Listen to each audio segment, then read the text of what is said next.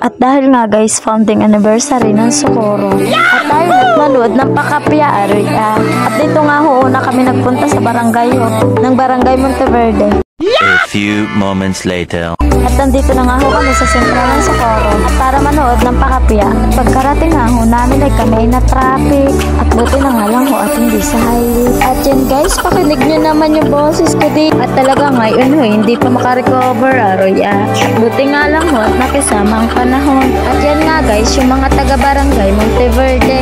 Abaw hindi ko na kayo isa-isahin, ang dami nyo eh. At dahil nga guys, nakatatlong taon na ang lumipas ay arit, itutuloy ko na. At talaga naman ho, ng mga nakaraang linggo ay talagang pagaw pa ako. At dahil nga guys, nakarecover na yung voice ko, wow boys, ay talagang itutuloy ko na ho ang pagbo-voice over ko din. At yan nga guys, ang binidyohan ko nga diyan ay ang mga niyugan. Abaw ay aroy ay ari pa nga yata ho yung mga niyog sa kanila ay dinala na din. At yan nga ho, sa ganda ng panahon ay tinuwangan nila ng gandang performance. At dahil nga ho, sa kanilang magagandang mga kasuotan ay ako'y na-excited diyan.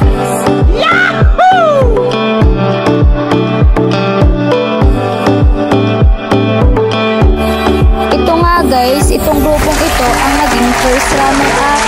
At yan nga guys, congratulations sa inyo. At dahil nga guys, nakita ko na ang mga taga Barangay Monteverde, mga taga Kalubayan, at ari nga ako at bilis-bilis na ako pumunta.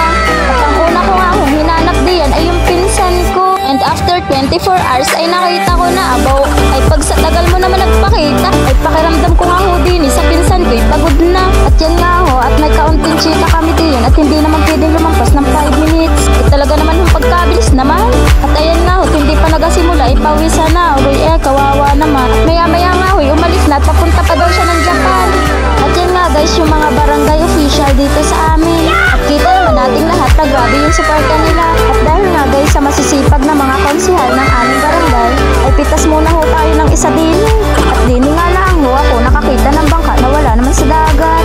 Abay, may pasaging pa, kasarap naman yung ilaga noon. At yan nga guys, opening pa lang yan, ay grabe na yung galing na pinakita nila sa amin. Opening pa lang.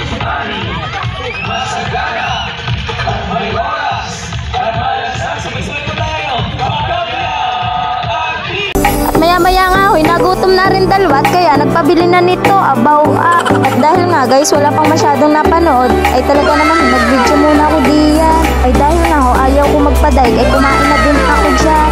At yan nga guys, panuorin natin ang husay at galit ng mga taga Barangay Monteverde at Kalubayan. Pasensya na ho kayo kung malikot ang camera. 2,000 years later.